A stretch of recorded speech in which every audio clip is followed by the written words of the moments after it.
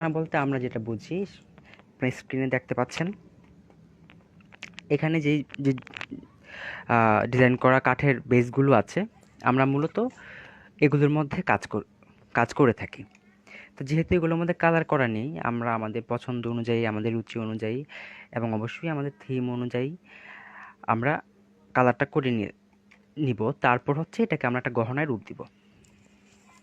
তো দেখেন, শুরুতেই যেহেতু আমরা কাঠের গহনা নিয়ে কাজ করব, আমাদের জানতে হবে যে আসলে এটা আসলে কী ধরনের কাঠ, তাই তো? তো এগুলো হচ্ছে প্লাইউড বলে, সবাই জানেন প্লাইউডের মধ্যে একেবারেই পাতলা প্লাইউড যেটা, সেটা।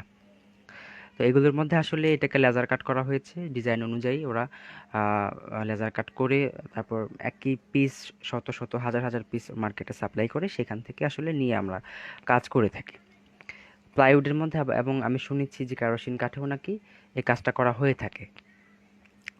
তো আপনারা দেখতে পাচ্ছেন এখানে বিভিন্ন কয়েকটা শেপের, কয়েকটা ডিজাইনের কাঠের বেজ এখানে আছে। যেমন এটা একটা বেজ আপনারা দেখতে পাচ্ছেন। এই বেজটার মধ্যে হচ্ছে সাথে বর্ডার দেওয়া, মানে এটা হচ্ছে আগে পেইন্ট করে উপরে চাইলে আমি এই বর্ডারটা অ্যাড করতে পারবো। তারপরে এগুলো হচ্ছে আপনি চাইলে চুড়ি বানাতে পারেন এগুলো দিয়ে, অথবা এটার মধ্যে রং করে গলায় কোনোভাবে ঝুলাতে পারেন আপনার নেকলেস হিসেবে এটাকে। আচ্ছা, এরপর হচ্ছে আমরা দেখতে পাচ্ছি এখানে বর্ডারটা ডিজাইন করা আছে, কিন্তু মাঝখানটা ফাঁকা আছে, চাইলে এটাতেও কিন্তু আমরা কাজ করতে পারি। তারপর দেখেন এখানে ডিজাইন করা আরেকটা বেজ আমরা দেখতে পাচ্ছি। তো এরকম বিভিন্ন রকমের বেজ আপনারা মার্কেটে পেয়ে যাবেন যখন যাবেন। এগুলোর প্রাইস খুবই কম। যেমন হচ্ছে আমি যেমন এই বেজটা কিনেছি হচ্ছে 50 টাকা পিস। আপনি হয়তো বা চকবাজারে অথবা নিউ মার্কেটে আরও কমে পেতে পারেন, হয়তো 30 থেকে 40 টাকার মধ্যে পেয়ে যেতে পারেন। তো আমি উত্তরা থেকে কিনেছি। উত্তরায় রাজলক্ষ্মীতে কুশল সেন্টারে একটা দোকান আছে, সেখানে জুয়েলারি ম্যাটেরিয়াল পাওয়া যায়। দোকানটার নাম হচ্ছে উত্তরা ক্রাফটস। তো সেখান থেকে হচ্ছে আমি জিনিসগুলো পারচেজ করেছি। এটার প্রাইস পড়েছে হচ্ছে 50 টাকা। এটার প্রাইস, আমি এটা অনলাইনে কিনেছিলাম, এটার প্রাইস পড়েছিল সম্ভবত 35 টাকার মতো। তারপরে এগুলোর প্রাইসও সব সিমিলার, মানে একেবারেই এগুলো হচ্ছে আপনার 30 টাকা থেকে শুরু করে আপনার 60, 70, 100 টাকাও হতে পারে, যদি সেটা সাইজে বড় হয় বা যদি একটু মোটা কাঠের হয়। এটা আসলে ডিপেন্ড করে হচ্ছে আপনার কাঠের কোয়ালিটি এবং ডিজাইনের উপরে। ঠিক আছে? তো আশা করি কাঠের বিষয়টা আমরা একটু আমি আপনাদেরকে বোঝাতে পেরেছি। আরিফ আপু, থ্যাংক ইউ সো মাচ। মুক্ত চক্রবর্তী আপু আদাব দিয়েছেন, থ্যাংক ইউ আপু। ওকে, আচ্ছা। তো এই গেল হচ্ছে আমাদের কাঠের একেবারে প্লেন যে বেসটা, সেটার ব্যাপারে। তো এবার হচ্ছে আমাদের তো অবশ্যই এটার মধ্যে কাজ করতে হবে। কাজ বলতে এটার মধ্যে আমাদেরকে রং করতে হবে, কারণ আপনারা মানে এইভাবে শুধু বেসটা তো আসলে সেল করা যাবে না। এটা হয়তো ম্যাটেরিয়াল হিসেবে আমরা কিনে এনেছি, বাট এটার মধ্যে কাজ করে এটাকে সেল করার উপযোগী করে আমাদেরকে সেল করতে হবে। তো সেই কারণে আমরা রঙের ব্যাপারটাও জানবো। কাঠের জুয়েলারিতে আসলে রং করার আমরা আপনাদেরকে কিছু টিপস দেওয়ার চেষ্টা করব, ইম্পর্টেন্ট কিছু টিপস। যে টিপসগুলো অ্যাপ্লাই করে হচ্ছে আপনারা সহজেই কাঠে পেইন্ট করতে পারবেন। আমি যখন পেইন্ট করব তখন পাশাপাশি আপনাদেরকে সেই বিষয়গুলোও বলবো। আপনারা যারা খাতা কলম নিয়ে বসেছেন তারা কাইন্ডলি নোট করে রাখবেন যে কোন কোন বিষয়গুলোর প্রতি আমি একটু জোর দিয়ে বলছি, যে এই বিষয়গুলো খেয়াল রাখবেন। আচ্ছা, এছাড়াও দেখেন না, কাঠের যদি চুড়ি বানাতে চান আপনারা, এটা হচ্ছে প্লাস্টিকের চুড়ি। এরকম কাঠের চুড়ি পাওয়া যায়, আমি কাঠের চুড়িটা পাইনি। একই শেপের, একই ডিজাইনের এরকম কাঠের চুড়ি আরও চিকন পাওয়া যায়, আরও মোটা পাওয়া যায়, আরও বড় সাইজের পাওয়া যায়। তো এটা হচ্ছে প্লাস্টিকের, কিন্তু এরকম আপনি কাঠেরও কিনতে পাবেন। সেগুলোর দাম হচ্ছে আপনার জোড়া পড়ে প্রায় 80 থেকে 100 টাকার মতো পড়ে প্রতি জোড়া, অথবা পার পিসও 60-70 টাকা হতে পারে, ডিপেন্ড করে আপনি কোন জায়গা থেকে কিনছেন। তো প্লাস্টিক কাটার দাম খুবই কম। প্লাস্টিক কাটটা আসলে আমরা পেইন্ট করে কাজ করি। তো আমি যেহেতু গামছার গহনার কাজ করি, সুতার গহনার কাজ করেছি এক সময়, সেই সময়টা হচ্ছে আমরা এটার উপরে আসলে ওই গামছাটা পেঁচিয়ে, সুতাটা পেঁচিয়ে ডিজাইনটা করেছি। তো যে কারণে যদি আপনি পেইন্ট করেন, যেহেতু এটাও একটা, এটার মধ্যে কিন্তু খুব ভালো পেইন্ট হয়, কাঠের মধ্যে যেরকম পেইন্ট করা যায় এটার মধ্যে পেইন্ট করা যায়।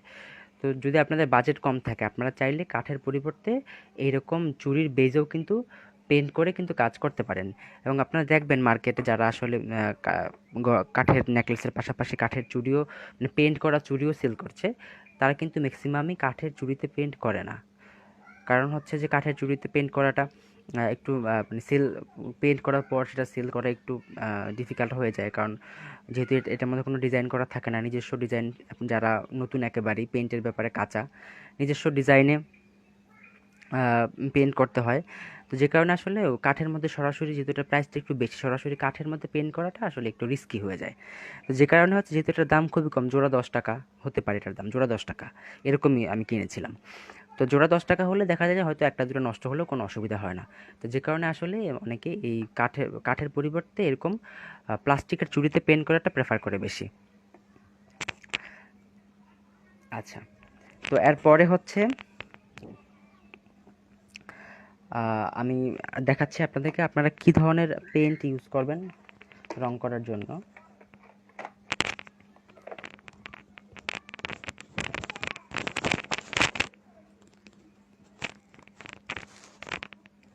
আচ্ছা, আপনারা দেখতে পাচ্ছেন এখানে আমার কাছে একটা রঙের বক্স আছে। এটা হচ্ছে অ্যাক্রিলিক কালার, আমরা এটাকে অ্যাক্রিলিক কালার বলি। এটা হচ্ছে ফেভিক্রেল ব্র্যান্ডের। তো ফেভিক্রেল ব্র্যান্ড ছাড়াও হচ্ছে আপনি মার্কেটে আরও কয়েকটা ব্র্যান্ড পেয়ে যাবেন, যেমন হচ্ছে ক্যামেল, তারপর হচ্ছে আপনার অ্যাক্রন, তারপর হচ্ছে আরও এরকম বেশ কিছু আছে। তো সবচেয়ে ভালো হয় ফেব্রিক্রিলেরটা, কারণ এটা যেহেতু ফেব্রিক্রিল এবং ক্যামেলের যে ব্র্যান্ডের যে অ্যাক্রিলিক কালারটা পাওয়া যায়, সেটা মূলত আমরা কাপড়ে ব্যবহার করে থাকি, এবং কাপড়ের পাশাপাশি কাঠেও ব্যবহার করা যায়, কারণ এটা খুবই একটা থিন কভারেজ দেয়, যে কারণে আসলে এটা কাঠের মধ্যেও খুব ভালো লাগে পেন্ট করার পর। হ্যাঁ, সাউন্ড একদম ঠিক আছে। যারা আসলে বলছেন যে সাউন্ড বাড়ানো সম্ভব কিনা, তারা একটু কষ্ট করে নিজেদের ফোনের সাউন্ডটা একটু বাড়িয়ে নেবেন, ভলিউমটা একটু বাড়িয়ে নেওয়ার চেষ্টা করবেন। ঠিক আছে? অনেকেই বলছে সাউন্ড ঠিক আছে, আবার কয়েকজন বলছেন কম আছে। তো যাদের মনে হচ্ছে যে কম, তারা একটু কষ্ট করে একটু ম্যানেজ করে নেন। ঠিক আছে? ওকে। তো এই ফেভিক্রিল ব্র্যান্ডের যেই অ্যাক্রিলিক কালারটা আমরা পাই মার্কেটে, এটা দিয়ে আসলে আমরা কাঠের মধ্যে পেইন্ট করি। কারণ এটা খুবই থিন একটা কভারেজ দেয় কাপড়ের মধ্যে, খুবই সুন্দর একটা একটা সফট ফিনিশিং নিয়ে আসে। যে কারণে আমরা আমরা কাজটা সহজেই করতে পারি। তো এটা হচ্ছে অ্যাক্রিলিক কালার। তবে সবাই মনে রাখবেন, কাঠের মধ্যে কিন্তু কখনোই ওয়াটার কালার বা হচ্ছে পোস্টার কালার অ্যাপ্লাই করা যাবে না, কারণ সেগুলো পানি লাগলেই উঠে যাবে, রঙটা নষ্ট হয়ে যাবে। অ্যাক্রিলিক কালারটা হচ্ছে একেবারেই সেট হয়ে যাবে শুকানোর পর। তো কাগজের রং কাঠের মধ্যে অ্যাপ্লাই করা যাবে না। সব সময় ফেব্রিকের যে রংটা আছে, অ্যাক্রিলিক কালার যেটা ক্যানভাসের রং, সেটাও চাইলে অ্যাপ্লাই করা যায়। ঠিক আছে? তো আমার এই বক্সটার মধ্যে আসলে 10টা কালার থাকে। আমার কাছে একটা কালার আমি হারিয়ে ফেলেছি, যে কারণে দেখাতে পারছি না। 10টা কালার থাকে, আহ, এবং হচ্ছে এটার প্রাইস হচ্ছে 250 থেকে 300 টাকা, আরও কিছুটা বেশি হতে পারে। সবাই সাথে সাথে নোট করে রাখবেন এবং মনোযোগ দিয়ে কথাগুলো শুনবেন। ওয়ালাইকুম সালাম। ওকে। তো এবার আসি হচ্ছে আমরা কাঠে পেইন্ট করব। পেইন্ট করার জন্য আমাদের আরও কিছু প্রয়োজনীয় জিনিস আমাদের দরকার হয় পেইন্ট করার জন্য, যেমন হচ্ছে কিছু ব্রাশ প্রয়োজন হয় আমাদের। যেমন দেখেন আমার কাছে কিছু ব্রাশ আছে, ব্রাশগুলো খুবই চিকন ব্রাশ। যেমন এটা হচ্ছে একেবারেই 000, মানে একেবারেই মাইনাস। তারপর হচ্ছে এটা হচ্ছে 0 নাম্বার। তারপর 00 যে সাইজটা, সেই সাইজের তুলিও আপনার ব্যবহার করতে পারেন। তারপর হচ্ছে এটা হচ্ছে 9 নাম্বার ব্রাশ বা 4 নাম্বার 5 নাম্বার ব্রাশগুলো আমরা ইউজ করে থাকি। আসলে এক একটা কাজ এক এক রকম আউটলাইন দেওয়ার জন্য আমরা মূলত 0 নাম্বার, 00 এবং 000 এই নাম্বারগুলো, মানে একেবারেই চিকন যেই তুলিগুলো থাকে, সেইগুলো আমরা ব্যবহার করে থাকি হচ্ছে আউটলাইন করার করার জন্য মূলত। তারপর হচ্ছে আমরা একটু ভরাটের, যেহেতু কাঠের জিনিসগুলো খুবই একেবারেই সূক্ষ্ম কাজ, তো যে কারণে আমরা আমরা প্রেফার করি হচ্ছে একেবারেই চিকন তুলিতে কাজ করতে। এতে করে যেটা হয় যে আপনার রংটা অ্যাব্রো থ্যাব্রো হওয়ার সম্ভাবনা কম থাকে। আচ্ছা, তো এরকম আপনারা এই তুলিগুলোর প্রাইস খুবই কম। আপনারা 20 টাকা থেকে শুরু করে 100 টাকার মধ্যে এরকম চিকন সাইজের তুলি মার্কেটে পেয়ে যাবেন। মূলত আমরা লাইনার ব্রাশ দিয়েই করি, তবে আপনারা চাইলে ফ্ল্যাট ব্রাশ অথবা ফিলবার্ট ব্রাশ, সেগুলো আপনারা ইউজ করতে পারেন। যদি আপনাদের পেন্টিং যদি আপনাদের ডিমান্ড করে, তাহলে আপনারা সেখানে ইউজ করতেই পারেন। তবে যে প্রাথমিক অবস্থায় আমরা মূলত এই লাইনার ব্রাশগুলি আমরা ইউজ করে থাকি, আউটলাইন যে ব্রাশগুলো থাকে সেগুলো। আচ্ছা, তারপর হচ্ছে আমাদের আরও কিছু জিনিস প্রয়োজন হয়ে থাকে, যেমন এরকমের কিছু কালার প্যালেট আমাদের দরকার হয়। কালার প্যালেটগুলো আমারগুলো আসলে খুব মেসি হয়ে আছে, আমি কাজ করেছিলাম, যে কারণে আসলে সবসময় কাজ করতে হয় বলে এই অবস্থা হয়ে থাকে।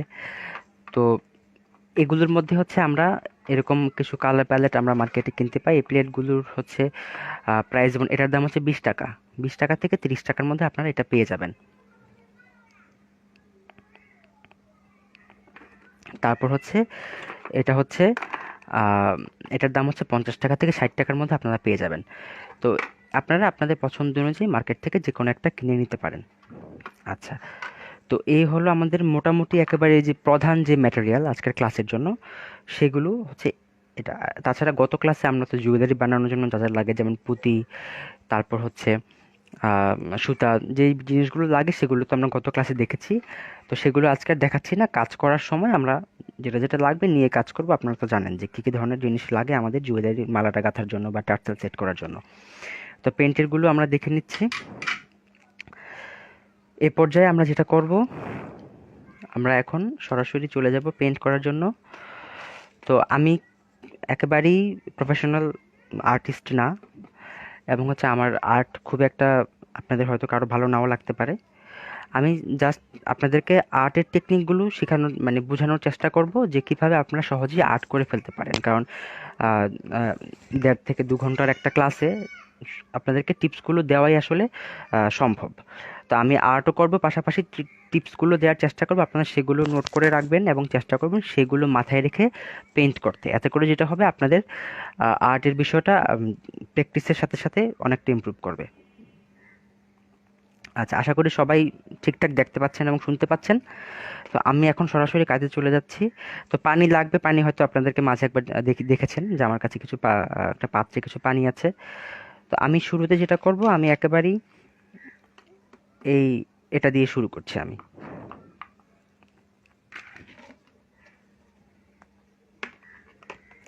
তো আর্ট করার জন্য আমি যেটা করব,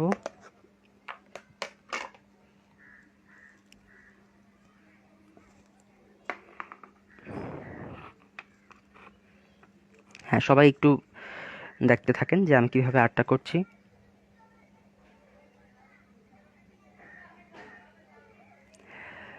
কাঠের যে শারমিন সেতু আপু প্রশ্ন করেছেন, আপনার প্রশ্নটা ভালো। হ্যাঁ, আপনারা চাইলে কাঠিয়ে নিতে পারেন। চকবাজারে কিছু জায়গায় এটা নিজেরা কাটিয়ে নিতে পারে। তবে সেটা আপনাকে অবশ্যই খুব বেশি কোয়ান্টিটি হতে হবে, 200 থেকে 300 পিস, 500-600 পিস। যদি আপনি একটা ডিজাইন করেন, যে কোনো একটা ডিজাইন, যেমন এই ডিজাইনটা যদি আপনি 200 পিস করান বা অন্তত 100 পিস করান, সেক্ষেত্রে ওরা রাজি হতে পারে আপনাকে কাটিয়ে দেওয়ার জন্য। 1 পিস 2 পিস বা 10 পিসের জন্য আসলে সেটা করা যায় না। ঠিক আছে? তো চকবাজারে, তারপর হচ্ছে কাঁটাবনে, ঢাকায় যে কাঁটাবন আছে যে জায়গাটা, সেই কাঁটাবনে লেজার কাটের প্রচুর দোকান আছে। সেই লেজার কাটের দোকানগুলোতে যে আপনারা, বা যেখানে হচ্ছে ইউভি প্রিন্ট করে, তারপর হচ্ছে আপনার ব্যানার ট্যানার প্রিন্ট করে, সেই দোকানগুলোতে যদি আপনারা কথা বলেন, সেখানেই আসলে মূলত এই কাজগুলো করা হয়ে থাকে। আপনারা যদি সেখানে যে কথা বলেন যে আপনারা কাটাতে চান বা কী পরিমাণে আপনারা কাটাতে চাচ্ছেন, বা হচ্ছে কী কী ডিজাইন আপনারা নিয়ে যাবেন সেখানে, ওরা আপনাদেরকে সেটা করে দিবে। এবং তখন যেটা হবে, আপনার যদি পাইকারি অনেকগুলো করবেন, কয়েকশো পিস করাবেন, তখন যেটা হবে, আপনারা অনেক কম রেটে, হয়তো 15-20 টাকা পার পিসেও আপনারা কাটাতে পারবেন। তখন তো আসলে পিস হিসেবে হবে না, 100 পিস কোয়ান্টিটি অনুযায়ী প্রাইসটা ওরা করে দিবে আপনাকে। ঠিক আছে? যাদের আর্ট নিয়ে একদমই ধারণা নাই, তারাও করতে পারবে। আজকের ক্লাসে আমি সেভাবেই শেখানোর চেষ্টা করব নতুনদের, যাতে হেল্প হয়। কারণ হচ্ছে এখানে তো অনেকেই আছেন, ম্যাক্সিমামই আমি বলবো যে আর্ট হয়তো বা সেভাবে করা হয়ে ওঠেনি, বা একেবারেই নতুন, বা নতুন নতুন চেষ্টা করছেন, বা আজকেই নতুন শুরু করবেন আর্ট করা। তো যে কোনো অসুবিধা নাই। আপনারা আসলে আর্টের বিষয়টা বলেন, একেবারেই প্র্যাকটিসের ব্যাপার। যারা ছোট থেকে আর্ট করছেন, একদিনে তো আসলে শেখা যায় না। ছোট থেকে আসলে টিপসগুলো জেনে জেনে ওই অনুযায়ী অ্যাপ্লাই করে করে করে করে আসলে একটা পর্যায়ে যে আর্টগুলো ভালো হয়ে থাকে। তাদের সাথে কন্ট্যাক্ট করার মতো কোনো নম্বর নেই, নিজেরা যেয়ে কথা বলতে হবে। ঠিক আছে? আমি নিজেও আসলে কাটাই না, আমি জানি যে সেখান থেকে কাটানো যায়, সেটা আপনাদেরকে বললাম। নিজেরা ঢাকায়, মানে সেখানে অনেক দোকান আছে, তো যেয়ে যদি নিজেরা একটু কথাবার্তা বলে নেন, তাহলে সেটা বেশি ভালো হয়। আচ্ছা, যেটা করছি, আমার হোয়াইট কালারটা সেখানে ছিল না বলে আমি এখান থেকে একটা হোয়াইট কালার টিউবের রং নিয়ে নিচ্ছি। খুব সামান্য পরিমাণ রং লাগে কাঠের জন্য, খুব বেশি রং লাগে না। আমরা খুবই থিন লেয়ার করে কাজগুলো করব, আমরা একেবারেই মোটা কোনো লেয়ার করব না। তো আমি শুরুতে ব্রাশটা একটু ভিজিয়ে নিয়েছি আমার।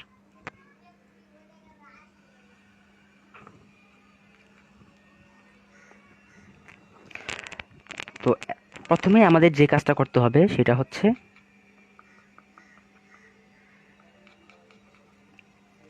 আমাদের এই যে কাঠের যে বেসটা আছে সেই বেসটার মধ্যে আমাদেরকে একটা হোয়াইট কালারের লেয়ার ক্রিয়েট করতে হবে। কারণ যদি আপনি হোয়াইট কালার লেয়ার করে সরাসরি এখানে লাল নীল সবুজ রং অ্যাপ্লাই করেন, তখন যেটা হবে যে রঙগুলো পারফেক্টভাবে কিন্তু এখানে, যেহেতু আমরা খুব থিন একটা লেয়ার করব, সে কারণে সেই রঙগুলো কিন্তু পারফেক্টভাবে এখানে ফুটবে না, মানে ব্রাইট হবে না এখানে।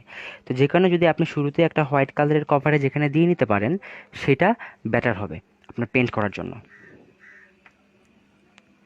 আচ্ছা, তো আমি খুব খুব পাতলা একটা লেয়ার করছি এখানে, একেবারেই থিন লেয়ার, কোনো মোটা লেয়ার দেওয়া যাবে না, ঠিক আছে? মাথায় রাখতে হবে এটা অবশ্যই। যারা একেবারেই নতুন তারা হয়তো প্রথমে মোটা করে ফেলবেন, কিন্তু কাজ করতে করতে আপনাদেরকে বিষয়টা মাথায় রাখতে হবে যে কোনো মতেই এখানে কোনো মোটা লেয়ার ক্রিয়েট করা যাবে না, একেবারেই একটা থিন লেয়ার দিতে হবে মোটামুটি একেবারেই, যাতে অন্য রঙটা এখানে দেখা যায়, যে রঙে অ্যাপ্লাই করবেন সেই রঙটা যাতে পারফেক্টভাবে এখানে ফুটে, সে কারণে। আচ্ছা, ভিডিওটা ঝাপসা হয়ে গিয়েছে, একটু অপেক্ষা করেন, ভিডিওটা ক্লিয়ার হয়ে যাবে।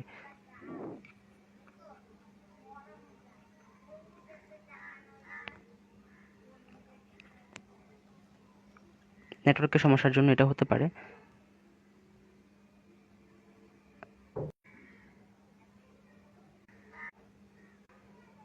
হ্যাঁ, এখন আশা করি ঠিক হয়ে যাবে।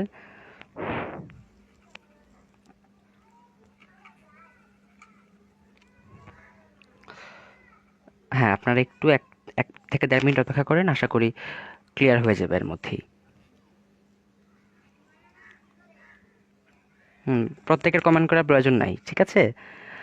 একজন করলেই বুঝতে পারছি আমি।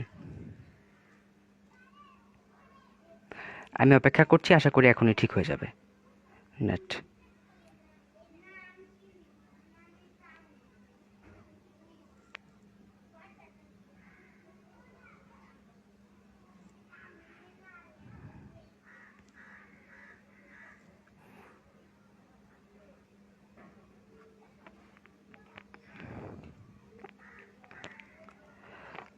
ক্লিয়ার হয়ে গেলে আমাকে একটু জানাবেন, কেউ একজন জানাবেন যে ক্লিয়ার হয়েছে কিনা।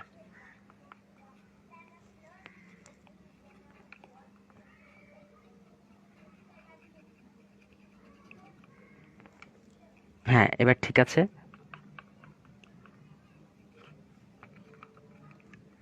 ওকে, তো দেখেন আমি চেষ্টা করছি একেবারেই পানির মতো ঘনত্বে একটা রং ক্রিয়েট করে সেটা হোয়াইট কালারের একটা মিশ্রণ তৈরি করে আমি সেটা অ্যাপ্লাই করছি। অ্যাক্রিলিক কালার, রঙের নামটা আবারও বলে দিচ্ছি, অ্যাক্রিলিক কালার এখানে অ্যাপ্লাই করতে হবে। আদারওয়াইজ কিন্তু আপনারা কি বলে যে পোস্টার পোস্টার কালার বা হচ্ছে ওয়াটার কালার দিয়ে কিন্তু এই কাজটা করা যাবে না, মানে আপনার কাঠের পেন্টটা করা যাবে না।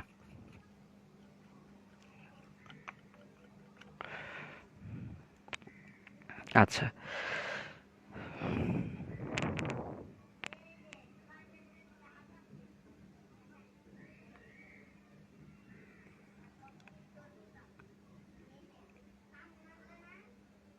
না, ক্যানভাসের শুরুতে যে হোয়াইট কালার সেটা তো আসলে আহ, ওটাকে গ্যাসও বলা হয়, সেটা না, সেটা তো আসলে অন্য জিনিস। এটা হচ্ছে আমরা হোয়াইট অ্যাক্রিলিক রং দিয়ে আমরা আসলে এই বেসটা ক্রিয়েট করে নিব, ঠিক আছে? তো এটা আমাদেরকে কিছুক্ষণ রেখে দিতে হবে শুকানোর জন্য। এটা কিছুক্ষণ নয়, মানে প্রায় যতক্ষণ না পর্যন্ত শুকাচ্ছে ততক্ষণ না পর্যন্ত আমাদের এটা রেখে দিতে হবে। তো আমি এটা শুকাতে দিয়ে আসি, আপনারা একটু ওয়েট করেন।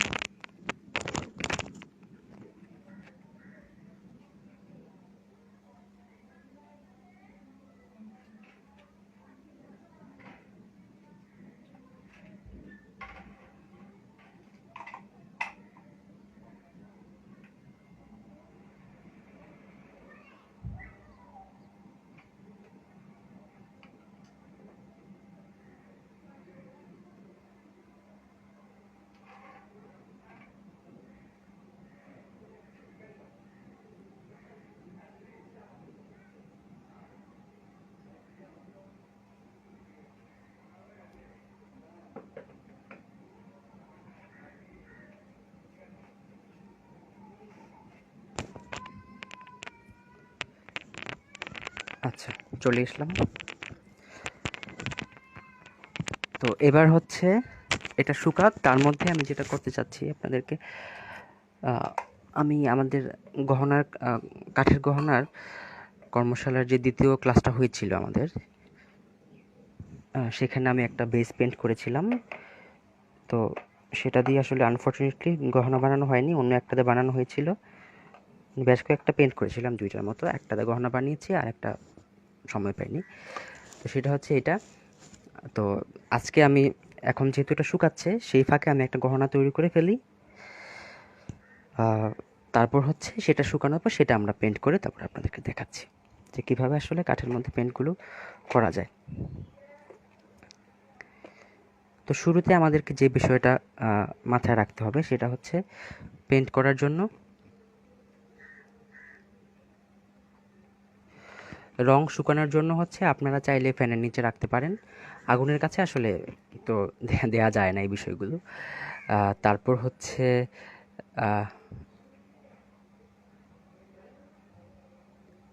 ফাতেমা আপু, আমার মনে হয় আপনি একেবারেই নতুন পেন্টে, যে কারণে এরকম প্রশ্ন একটা করেছেন। হোয়াইট কালার দিয়ে আসলে এটা করতে হবে, আদারওয়াইজ, কারণ হোয়াইটের উপরেই সবগুলো কালার পারফেক্টভাবে বোঝা যায়। এখন আপনি যদি সেখানে কালো অ্যাড করেন, সেখানে কিন্তু সব কালার, কালোর মধ্যে কিন্তু সব কালার ফুটবে না। আমার এই যে কাঠের যে বেসটা আছে, সে কাঠের বেসটা পারফেক্টভাবে হোয়াইট না বলেই কিন্তু আমি এখানে সারফেসটা হোয়াইট করে নিচ্ছি, যাতে আমার কালারগুলো এখানে ক্লিয়ার দেখা যায়। ঠিক আছে, অন্য কোনো রং দিয়ে আসলে এটা হবে না।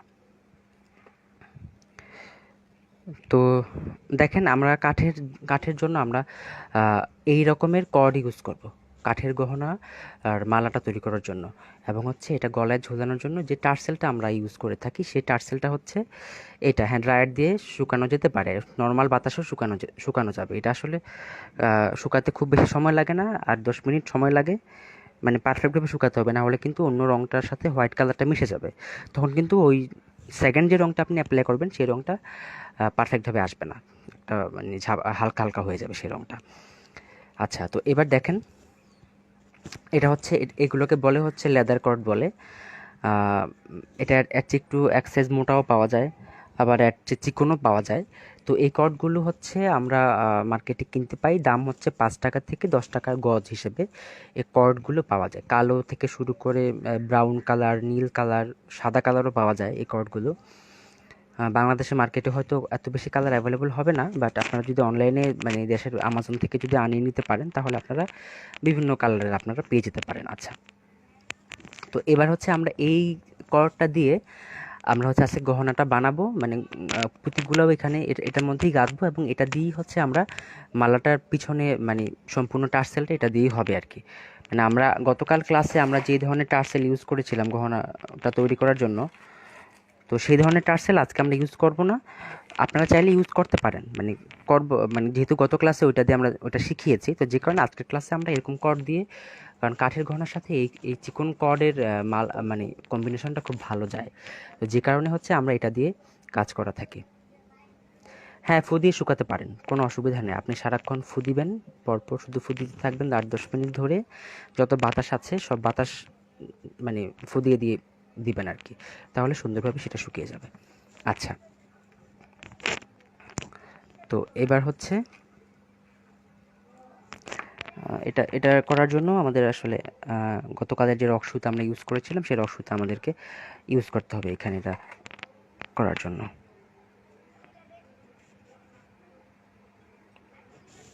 ওকে,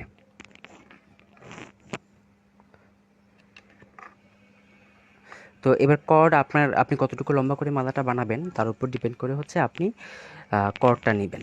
কর্ডটা একেবারেই যে আপনাকে করে নিতে হবে, একেবারে কোনো নির্দিষ্ট মেজারমেন্ট নিতে হবে সেরকম কোনো বিষয় না। যতটুকু লম্বা করে আপনি পড়তে চান মালাটা, ঠিক কতটুকু লম্বা করেই হচ্ছে আপনি এটা বানাবেন, এটা নেবেন। আচ্ছা, তো এবার হচ্ছে একটা বিষয় সবসময় খেয়াল রাখবেন, যে এই কর্ডগুলো হচ্ছে যদি আপনি চান যে ডাবল লেয়ারে আপনি করবেন, ডাবল লেয়ার করতে পারেন, আবার চাইলে আপনি সিঙ্গেল লেয়ারও করতে পারেন। যেমন যদি আপনি চান আপনি এভাবে নিয়ে আপনি শুধুমাত্র একটা সিঙ্গেল লেয়ারে মালাটা তৈরি করবেন, তাহলে আপনি সিঙ্গেল লেয়ারে করতে পারেন, অথবা যদি আপনি চান যে আপনি ডাবল লেয়ারই কাজটা করবেন, তাহলে আপনি ডাবল লেয়ারেও কাজটা করতে পারেন।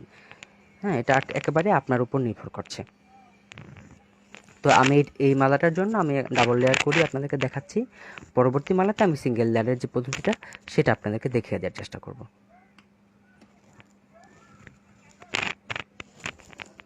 আচ্ছা,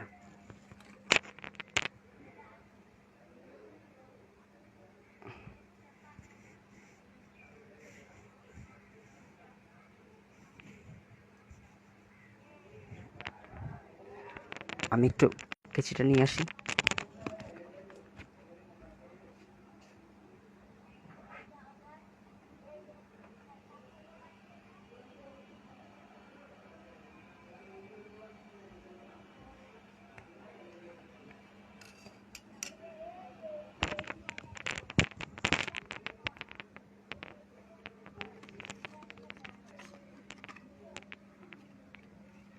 খুব বেশি লম্বা করে আমরা করব না, এতটুকু যথেষ্ট।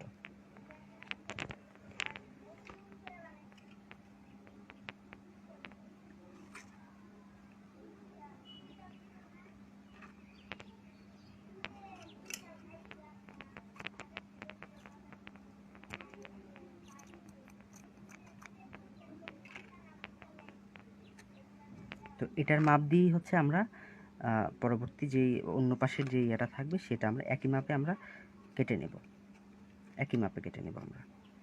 ওকে,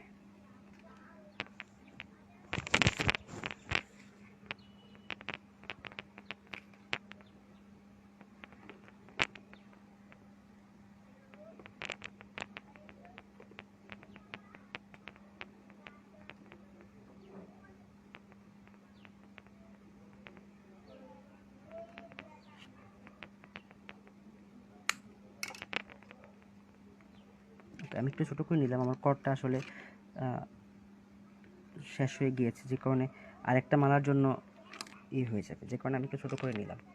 ওকে, তো এবার দেখেন, এবার গতকালের ঠিক সেম পদ্ধতিতে আমরা যেটা করব, এখানে পরপর টুপি কাটবো। এবং একটা বিষয় খেয়াল রাখবেন, কাঠের গহনার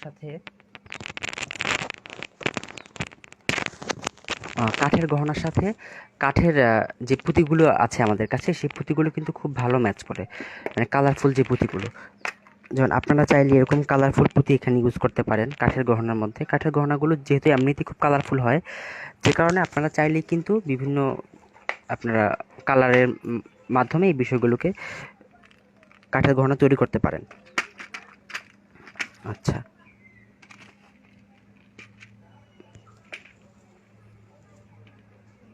তো আমি যেটা করব এখন, খুব ঝটপটি করে এই আসলে কাঠের মালাতে যেটা হয় যে খুব বেশি লম্বা করে কেউ পুঁতি গাঁথে না, কারণ এটার মূল ফোকাসটা থাকে হচ্ছে আপনার কাঠের যে ডিজাইনটা, সেখানে হচ্ছে এটার মূল ফোকাসটা। তো যে কারণে সবার নজর থাকে কাঠের মধ্যে, মালাটা আসলে খুব বেশি গর্জিয়াস না করলেও হয়, কারণ আপনি একটা পেইন্ট করতে আপনার প্রায় 1.5-2 ঘন্টা সময় লেগে যায় অনেক সময়, যারা নতুন তাদের তো আরও বেশি সময় লাগে। তো যে কারণে হচ্ছে আপনার প্রয়োজন নাই মালার মধ্যেও খুব বেশি ইন্টেনশন বা একেবারেই অ্যাটেনশন দিয়ে মালাটা তৈরি করার, কারণ কাঠের গহনার মধ্যে মালাগুলো আসলে খুব বেশি গর্জিয়াস না করলেও হয়। এই তো, তো এইভাবে হচ্ছে, যেমন শুরুতে আমি একটা সবুজ কালারের পুঁতি গাঁথি নিলাম,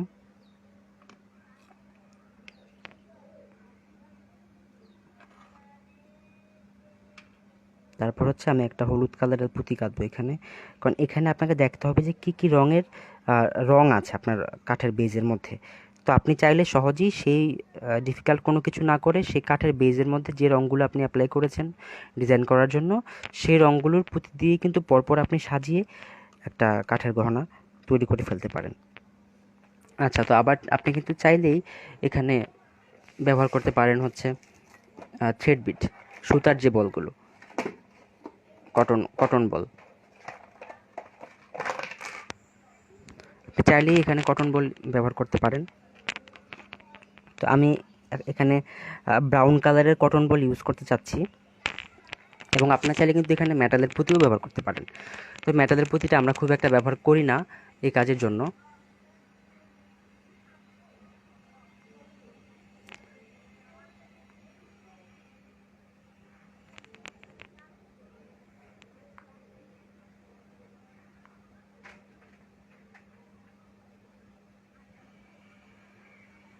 ওকে, তো এবার হচ্ছে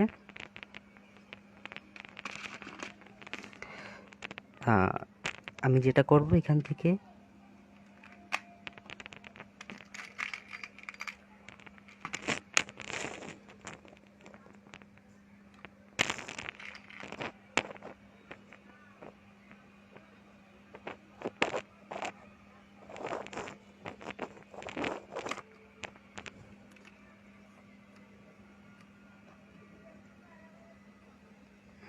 এটা ভালো লাগছে না এখানে।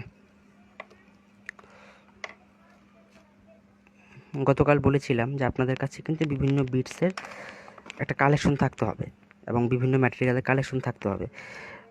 একেবারেই গুনে গুনে জিনিস কিনে আসলে কখনোই আপনি ভালো কাজ করতে পারবেন না। আপনাকে অনেক অনেক জিনিস আপনার কালেকশনে থাকতে হবে, তাহলেই আপনি এক্সপেরিমেন্ট বেশি করতে পারবেন এবং ততই আপনার কাজটা নান্দনিক হয়ে উঠবে। ঠিক আছে? আচ্ছা,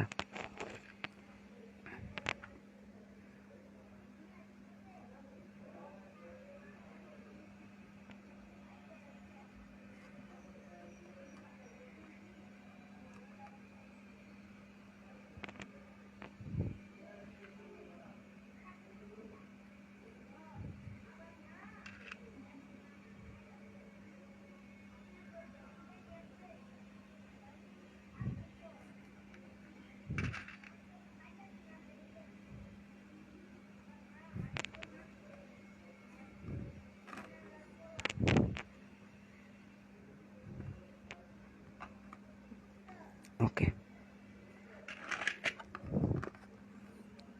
একটা পাশ আমার কমপ্লিট হয়ে গেল। এবার আমি পরবর্তী যে পাশটা আছে সেই পাশটাও সেমভাবে করে নিব। কাঠের গহনাতে আসলে আমরা যেটা বললাম, বারবারই বলতে হয় যে একেবারেই গর্জিয়াস কিছু আমরা করব না মালাতে। কারণ আমাদেরকে আসলে কস্ট রিডিউস করার একটা বিষয় জানতে হবে যে আপনার মালার আসলে ফোকাস বিন্দু কোনটা। ঠিক আছে? কারণ কাঠের গহনাগুলো একেবারেই ন্যাচারাল, হয়তো একেবারেই ন্যাচারাল, যেমন এখানে একটা ফুলের একটা কাঠগোলাপের একটা বিষয় এখানে আছে। তো এরকম ন্যাচারাল জিনিসের সাথে আসলে একেবারেই গর্জিয়াস মেটাল-টেটাল অনেক কিছু দিয়ে লম্বা করে মালা করে দিলে হয় কি, নেচারটাই সেখান থেকে হারিয়ে যায়। তো নেচারটা যাতে সেখান থেকে হারিয়ে না যায় সেই বিষয়ে আপনাকে খেয়াল রাখতে হবে।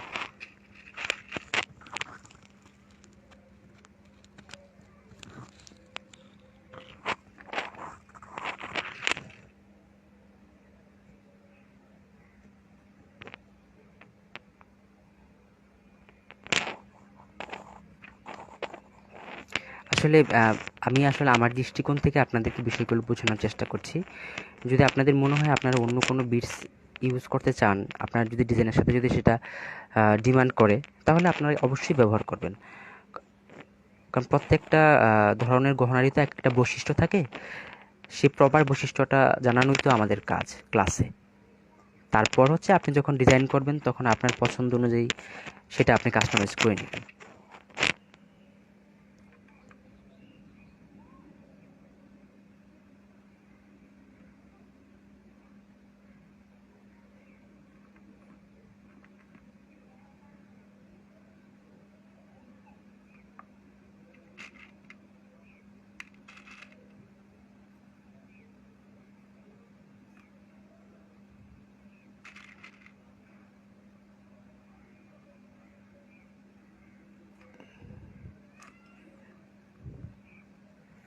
ওকে,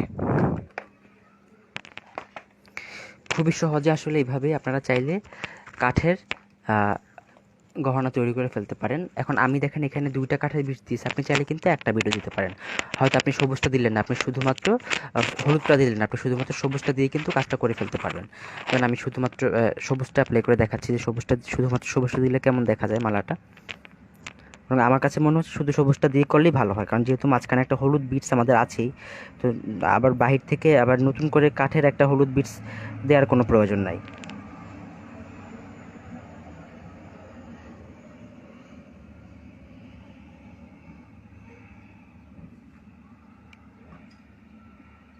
হ্যাঁ, বরং ওইটার চেয়ে এটা বেশি ভালো লাগছে।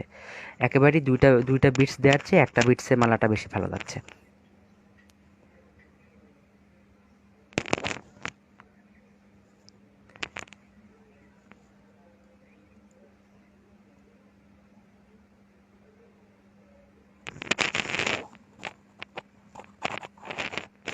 গতকালের ক্লাসটা মনে হয় আপনি মিস করেছেন, সামিরা শোভন আপনার নামটা।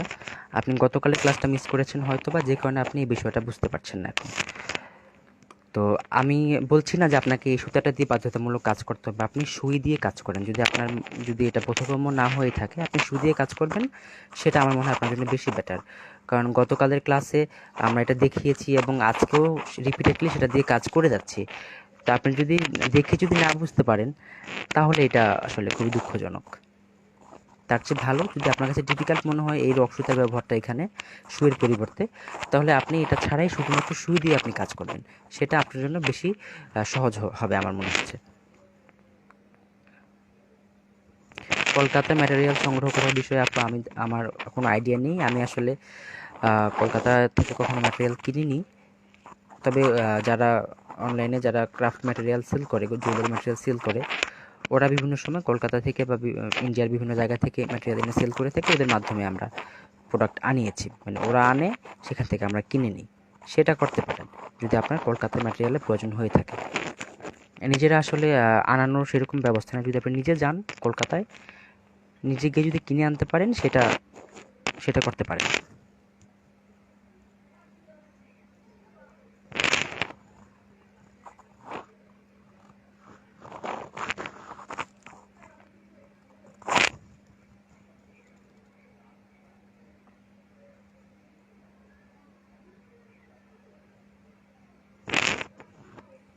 কাস্টমাইজেশনটা সম্পূর্ণ নিজস্ব, ঠিক আছে?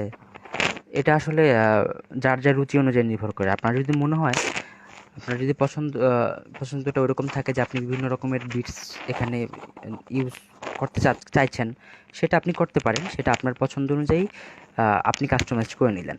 আসলে গহনা তৈরির বলেন বা নান্দনিকতার তো আসলে কোনো মানে আলাদা করে কোনো রুল হয় না। এক একজনের চোখে এক একটা জিনিস নান্দনিক। যেটা আমার কাছে ভালো লাগে, সেটা আপনার কাছে ভালো নাও লাগতে পারে। আমি আপনাকে পদ্ধতিটা দেখাচ্ছি কাজ করার। এবার ডিজাইন করার বিষয়ে আপনি আপনার মতো করে সেটা করে নেবেন। হ্যাঁ, গতকালের ক্লাস মিস না করলে এই রক সুতার ব্যবহারটা আপনার আমার মনে হয় জানা উচিত।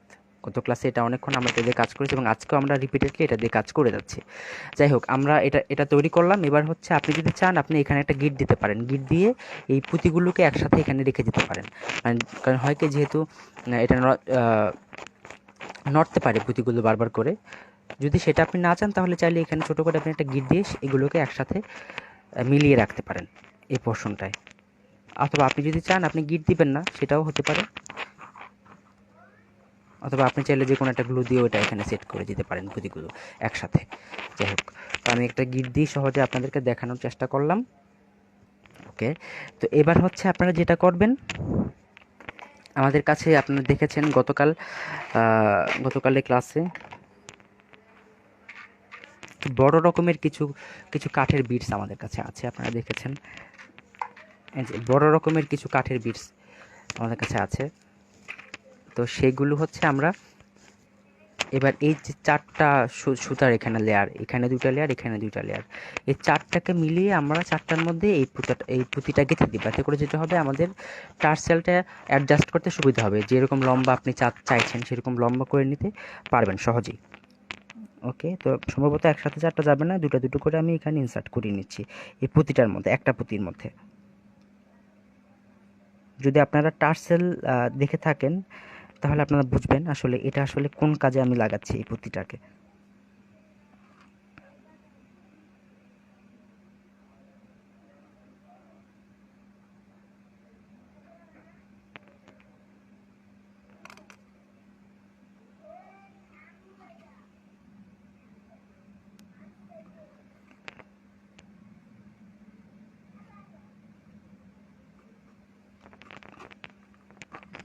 এই তো।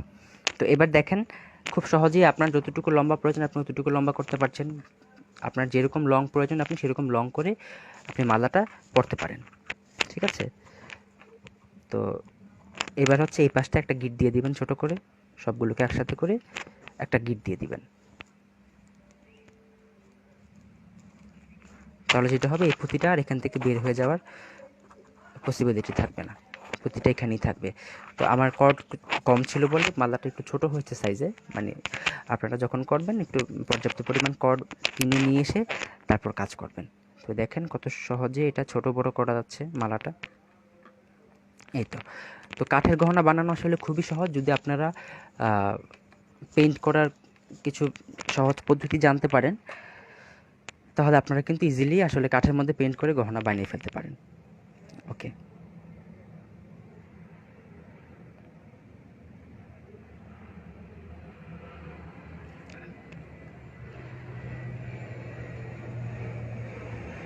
এই গহনাগুলোর প্রচুর ডিমান্ড, ঠিক আছে? বর্তমানে যারা স্টুডেন্ট আছে, স্কুল কলেজের ইউনিভার্সিটির মেয়েরা, তারা কিন্তু এই গহনাগুলো খুব বেশি ব্যবহার করে থাকে, তাদের কাছে এটার চাহিদা অনেক। যে আপনারা যেহেতু অনেকে পড়াশোনা করছেন, আপনাদেরও জানা, হয়তো আপনারা আপনাদের বন্ধুদেরকে দেখেছেন যে এই কাঠের গহনার কিন্তু, যদিও কাঠের গহনাটা প্রচুর মানুষ কাঠের গহনা নিয়ে বর্তমানে কাজ করছে, তারপরেও কিন্তু এটার চাহিদা মার্কেটে অনেক আছে।